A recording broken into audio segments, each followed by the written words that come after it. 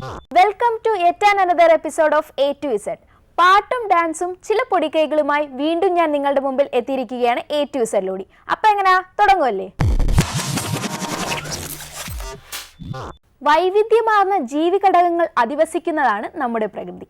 പ്രകൃതി വിഭവങ്ങളുടെ സംരക്ഷണവും ഉപഭോഗവും കൂടാതെ ജീവികൾക്ക് നിലനിൽക്കാനാവില്ല. സസ്യജന്തുജാലങ്ങൾ അടങ്ങിയ പരിസ്ഥിതിയിൽ ജീവന്റെ നിലനിൽപ്പിന് ആവശ്യമായ വിഭവങ്ങളും ധാരാളമുണ്ട്.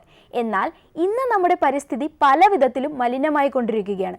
കേരളത്തിൽ മനുഷ്യവാസമായ ഓരോ ഇടവും രൂക്ഷമായ പരിസ്ഥിതി പ്രശ്നങ്ങളുടെ കേന്ദ്രമായി മാറുകയാണ്. പ്രകൃതി സംരക്ഷണത്തിന്റെ ആവശ്യകത ഓർമ്മപ്പെടുത്തി ലോക പരിസ്ഥിതി ദിനം എത്തിച്ചേർന്നിരിക്കുകയാണ്. നഷ്ടപ്പെട്ടു പോയ ഭൂതകാല നന്മകൾ ഓർത്തു വിലപിക്കാതെ പ്രകൃതി സംരക്ഷണത്തിനും മാലിന്യ നിർമ്മാർജ്ജനത്തിനും ഉതകുന്ന പരിപാടികൾ ആവിഷ്കരിച്ച് നടപ്പിലാക്കുക എന്നതാണ് പ്രധാനം. പരിസ്ഥിതി മലിനീകരണത്തിന്റെ ഏറ്റവും രൂക്ഷമായ വശം നമ്മുടെ മാലിന്യങ്ങളുടെ കൂമ്പാരമാണ്. മാലിന്യങ്ങളും വിസർജ്യങ്ങളും നാട്ടിലുണ്ടാവുക സ്വാഭാവികം. എന്നാൽ അവയെ വേണ്ട വിധത്തിൽ സംസ്കരിക്കുകയാണ് വേസ്റ്റ് മാനേജ്മെന്റ്. യൂറോപ്പിലും മറ്റു വിദേശ രാജ്യങ്ങളിലും അറേബ്യൻ നാടുകളിലും ഇത്തരത്തിൽ മാലിന്യ നിർമ്മാർജ്ജനം ഫലപ്രദമായും വിജയപ്രദമായും നിർവഹിക്കുന്നുണ്ട്. നമ്മുടെ നാട്ടിൽ മാത്രം അത് ഫലപ്രദമാകുന്നില്ല. മാലിന്യം സംസ്കരിച്ച് അതിലൂടെ ഊർജവും വളവും ഉൽപ്പാദിപ്പിക്കാവുന്ന ആധുനിക സാങ്കേതിക വിദ്യ ഇന്നുണ്ട്. എന്നാൽ അതെല്ലാം നടപ്പിലാക്കാൻ രാഷ്ട്രീയമായ ഇച്ഛാശക്തിയും താല്പര്യവും ആവശ്യമാണ്. യഥാവിധി മാലിന്യം സംസ്കരിക്കാനും അതിൽ നിന്ന് ഉപോത്പന്നങ്ങളായി ഊർജവും ജൈവവളവും ഉൽപ്പാദിപ്പിക്കാനും നമുക്ക് കഴിഞ്ഞാൽ അത് വിപ്ലവകരമായ മാറ്റങ്ങൾക്ക് വഴിതെളിക്കും. ഇന്ന് നമ്മുടെ ലോക ജനതയ്ക്ക് ഭീഷണിയായി മാറുന്ന പകർച്ചവ്യാധികൾക്കും പ്രകൃതി ദുരന്തങ്ങൾക്കും എല്ലാം കാരണം സത്യത്തിൽ നമ്മൾ പ്രകൃതിയോട് കാട്ടുന്ന ഈ ക്രൂരത തന്നെയാണ്, അല്ലെങ്കിൽ അതിൻ്റെ അനന്തരഫലങ്ങളാണ്.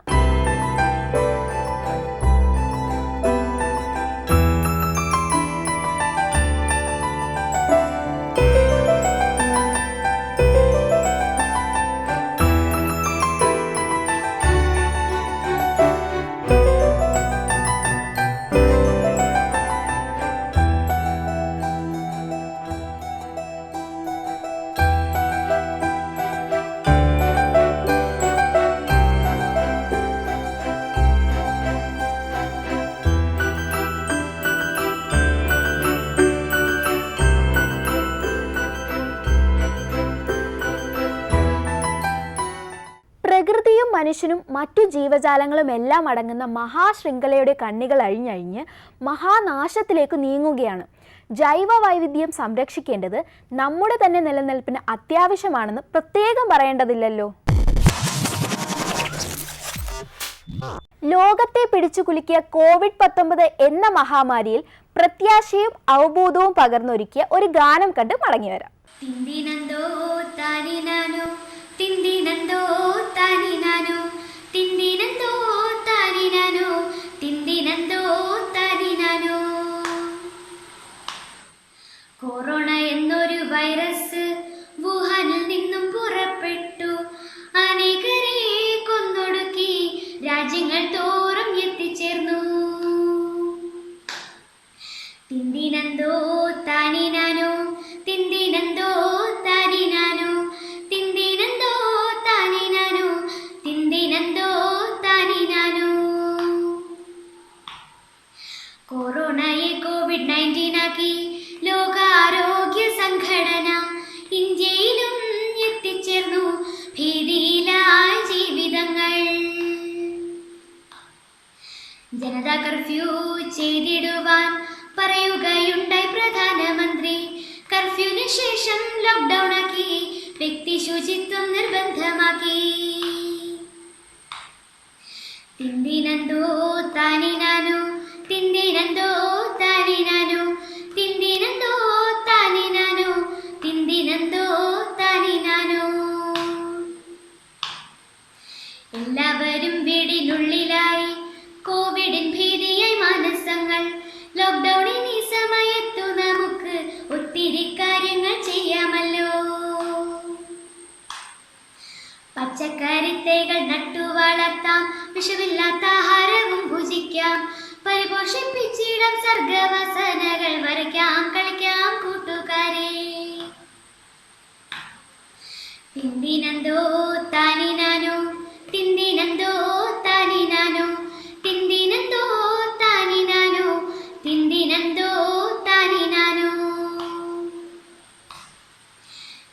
പരിപാലിച്ചിടുവാനായി ആരോഗ്യ പ്രവർത്തകരേറെയുണ്ട്. കോവിഡിൻ വ്യാപ്തി കുറയ്ക്കുവാനായി നിയമസംരക്ഷകർ ചുറ്റുമുണ്ട്. സംശയ നിവാരണങ്ങൾക്കായി വിളിച്ചിടാം നമുക്ക് ദിശയിലേക്ക്. ഹൃദ്യമം ആശംസയേകുക നാം നമ്മെ പരിപാലിച്ചിടുന്നോർക്കായി. തിന്തിനന്തോ താനിനാനോ തിന്തിനന്തോ താനിനാനോ തിന്തിനന്തോ താനിനാനോ തിന്തിനന്തോ താനിനാനോ. ചെമ്പൂര് LMHSSലെ അൻസ പ്രകാശ് എന്ന 6ാം ക്ലാസ്സുകാരി വരികൾ എഴുതി പാടിയ ഗാനമാണ് നമ്മളിപ്പോൾ കേട്ടത്. കൊച്ചുമിടുക്കിക്ക് അഭിനന്ദനം അറിയിച്ചേ മതിയാകും. ഒപ്പം ഭാവിയിലേക്ക് എല്ലാ ഭാവുകങ്ങളും. ഉടലിൻ്റെ കവിതയാണ് നൃത്തം. ചടുലമായ ചലനങ്ങളിൽ മുദ്രകൾ കൂടി കുരുക്കുമ്പോൾ അഴകിൻ്റെ ആഴങ്ങളിൽ ഭാവങ്ങൾ തെളിഞ്ഞു കാണാം. ഒരേ സങ്കേതങ്ങൾ കൊണ്ട് ആവിഷ്കരിക്കപ്പെടുമ്പോഴും തൻ്റെ തന്മയെ അനന്യമായി അടയാളപ്പെടുത്തുന്ന നർത്തകികളെയാണ് കാലം ഓർത്തു വയ്ക്കുക.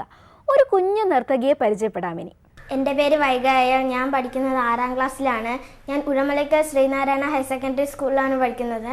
ഞാൻ UKG മുതലേ ഡാൻസ് പഠിക്കുകയാണ്. എൻ്റെ ഡാൻസ് ടീച്ചറിൻ്റെ പേര് നന്ദന എന്നാണ്.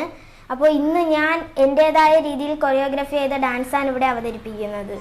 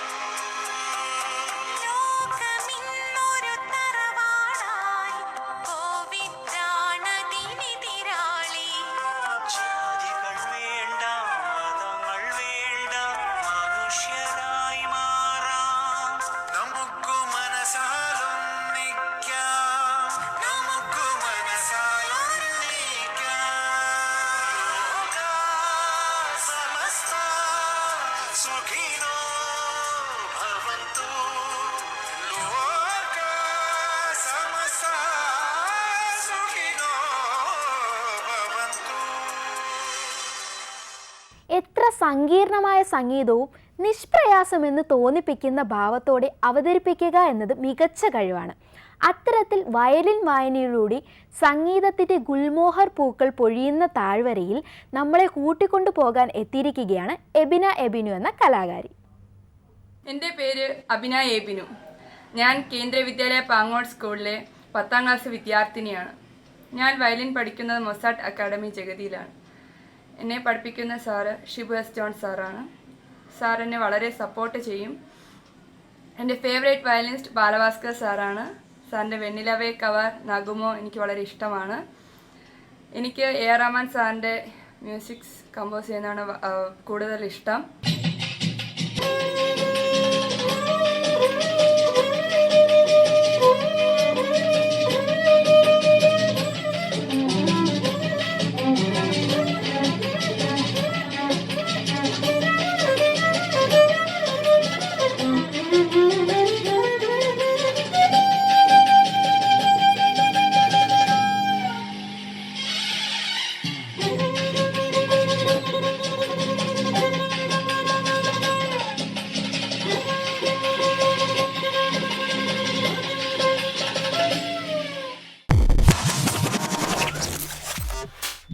എബിനയുടെ കഴിവുകൾ നമ്മൾ മുൻപും കണ്ടതാണ്.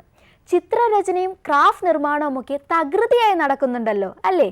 വയലിൻ വായനയിലും പുലിയാണ് താനെന്ന് എബിനെ തെളിയിച്ചു. എന്തായാലും best wishes for your career. Kuttichal Paruthippally vocational higher secondary സ്കൂളിലെ 2002 ബാച്ച് ഈ ലോക്ക്ഡൗൺ കാലത്ത് ഒരുമയുടെ സന്ദേശവും നാളെയുടെ പ്രതീക്ഷയും പകർന്ന് വീണ്ടും ഒത്തുചേർന്നിരിക്കുകയാണ് ഒരു ചെറിയ മ്യൂസിക്കൽ ആൽബത്തിലൂടെ. ഈ സുഹൃത്ത് കൂട്ടായ്മയുടെ അംഗമായ ഷിജു വരികൾ എഴുതി കമ്പോസ് ചെയ്ത ഗാനം കേൾക്കാം.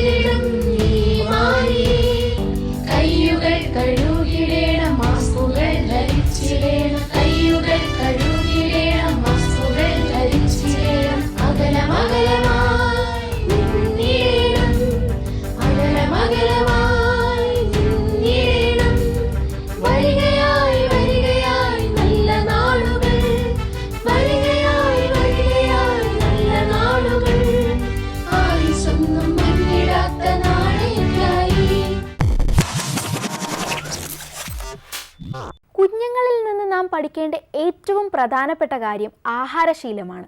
ഇരുന്ന് കഴിക്കണം എന്നത് മുതൽ വയറ് നിറയുമ്പോൾ ഭക്ഷണം നിർത്തണം എന്നതുവരെ കുഞ്ഞുങ്ങളിൽ നിന്ന് പഠിക്കാവുന്ന പാഠങ്ങളാണ്. പക്ഷേ അത്യാവശ്യ ചില പാചകവും കുട്ടികളിൽ നിന്ന് പഠിക്കാം. അതിൽ തെറ്റില്ല.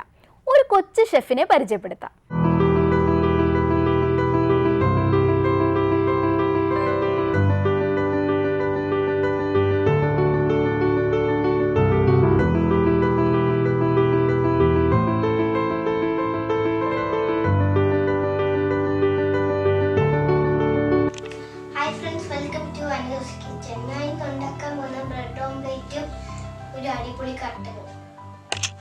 നമുക്ക് ആദ്യം ബ്രെഡ് ഓംലേറ്റ് ഉണ്ടാക്കാം. ബ്രെഡ് ഓംലേറ്റ് ഉണ്ടാക്കാൻ വേണ്ടത് 2 ബ്രെഡ്, ഉള്ളി ചെറുതായിട്ട് അരിഞ്ഞത്, പച്ചമുളക് ചെറുതായിട്ട് അരിഞ്ഞത്, 2 മുട്ട, 1 ടീസ്പൂൺ ബട്ടർ. നമുക്ക് മുട്ട ഒരു പാത്രത്തിലേക്ക് പൊട്ടിച്ചൊഴിക്കാം.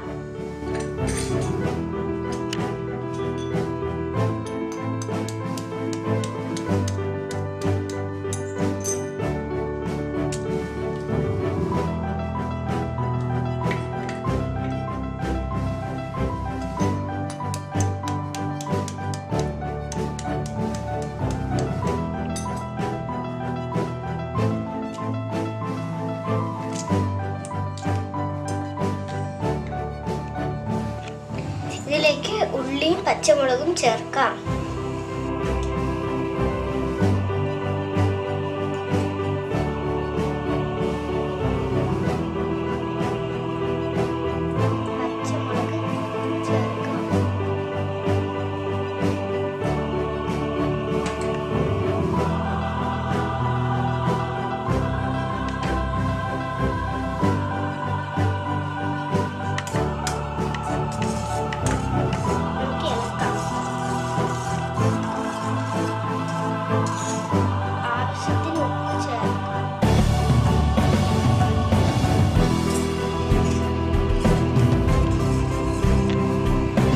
പാൻ ചൂടായതിനു ശേഷം ബട്ടർ ഇടാം.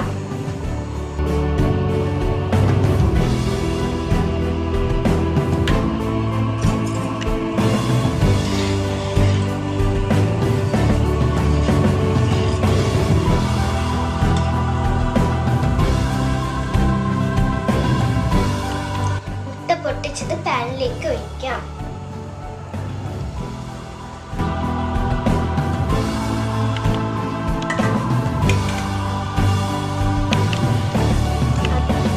പാനിലേക്ക് ബ്രെഡ് ഇടാം.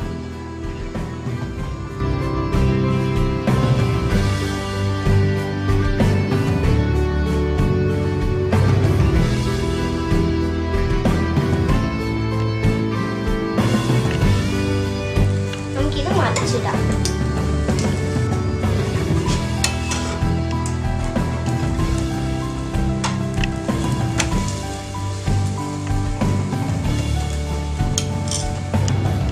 ബ്രെഡ് ഓംലെറ്റ് റെഡി ആയിട്ടുണ്ട്. നമുക്കൊരു പാത്രത്തിലേക്ക് മാറ്റാം.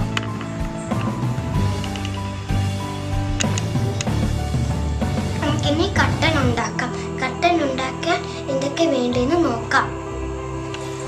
ഇഞ്ചി, നാരങ്ങ, ഗ്രാമ്പൂ, പട്ട, മിന്റ് ലീഫ്, പിന്നെ കുറച്ച് തേയിലയും. നമുക്ക് ഒരു പാത്രത്തിലേക്ക് വെള്ളം ചൂടാക്കാൻ വയ്ക്കാം. ഞാൻ ഇവിടെ എടുത്തിട്ടുള്ള 2 കപ്പ് വെള്ളമാണ്. നമുക്കിതിലേക്ക് ഇഞ്ചി, ഗ്രാമ്പു, പട്ട ഇടാം.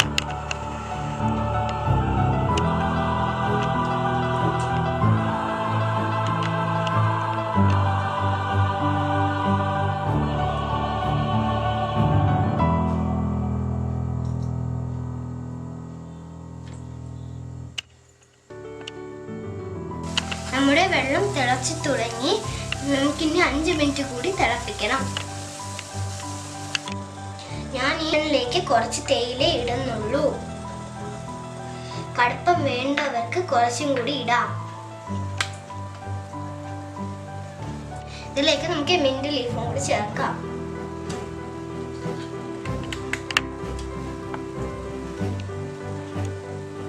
മിന്റ് ലീഫ് ഇട്ടിട്ട് 1 മിനിറ്റും കൂടി തിളപ്പിക്കണം. നമ്മുടെ കട്ടൻ റെഡിയെ നമുക്കിനി അരിച്ചെടുക്കാം.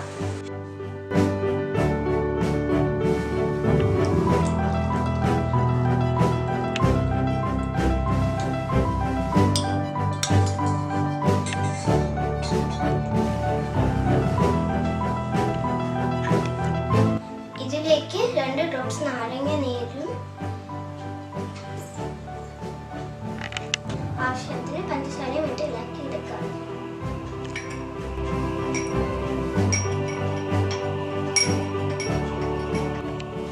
നമ്മളെ ബ്രെഡ് ഓംലെറ്റും കട്ടനും റെഡിയായി. എല്ലാവരും ഇത് ട്രൈ ചെയ്ത് നോക്കണം.